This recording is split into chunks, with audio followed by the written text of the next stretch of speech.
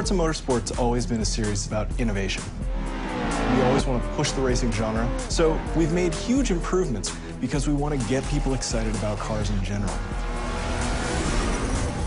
The Alps is the ultimate driving road because it's set in a beautiful location and the ribbon has been hand-tuned over months of testing to make sure that it's just the right balance of speed, challenge, fun, in a wide variety of cars for a wide variety of players. Because we're a virtual game, nobody's going to get hurt. Since we're not concerned about driver safety, we can go to these epic places like the Bernese Alps and build basically the world's best driving roads, and we have total creative freedom. We actually looked at 15, 30 different locales, and the Alps is just the most epic.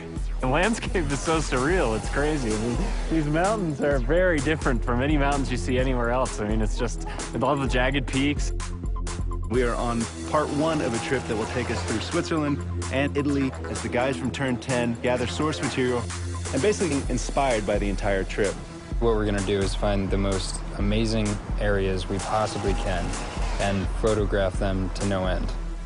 We took a really long elevator ride after a train ride and a long walk and another train ride. It took a while to get up here, but oh my God, it's worth it. Did you guys see the background and everything? Yeah. So right now we're at the Grindelwald region of Switzerland, and we're taking reference photos. We mount a camera to a tripod on a panorama head. The panorama head enables us to take pictures in different increments and multiple exposures. We stitch them all together and then we get an HDR. An HDR is high dynamic range image. Each frame that we do at a multiple exposure. So when you stitch it all together later, you can slide through all the different exposures. So you can go from a very dark scene with a little pinpoint where the sun is all the way up to a very exposed image. And that way it gives us the full range to play with when we go to make our sky domes later. We have a pretty long production cycle, so it'll probably be about a year of full production once we get home. So we bring back all of our reference, we start modeling rough landscapes that existed there so they're fairly accurate, but we're not bound to recreate it perfectly as it exists because there isn't a track there. But we want it to be believable. It needs to fit with the other real racetracks in the game. So we create a whole backstory about how the Bernese Alps came to be. It started off as a ski resort, and roads were built for workers in the wintertime, and then this rich entrepreneur bought it and tried to build a racetrack there, but it got shut down.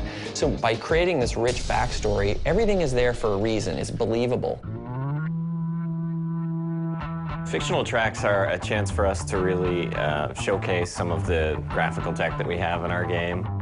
We've redone our lighting engine, and this track in particular, with its very bright snow and blooming, really shows off what our graphics engine can do.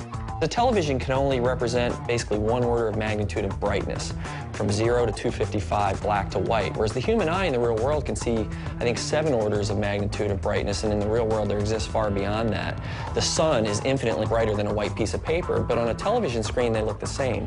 Well, we found a way to basically reverse engineer that at full HD resolution on the Xbox 360. So what we do is we captured high dynamic range images of the world, and that gets baked back into the lighting and the reflections on the car, which means the sun is order of magnitudes brighter than a white piece of paper and is brighter than gray asphalt, which basically makes the cars look really grounded in the environment. We've traveled thousands of miles, we worked thousands of hours, and here it is, the Bernese Alps track in Forza 4.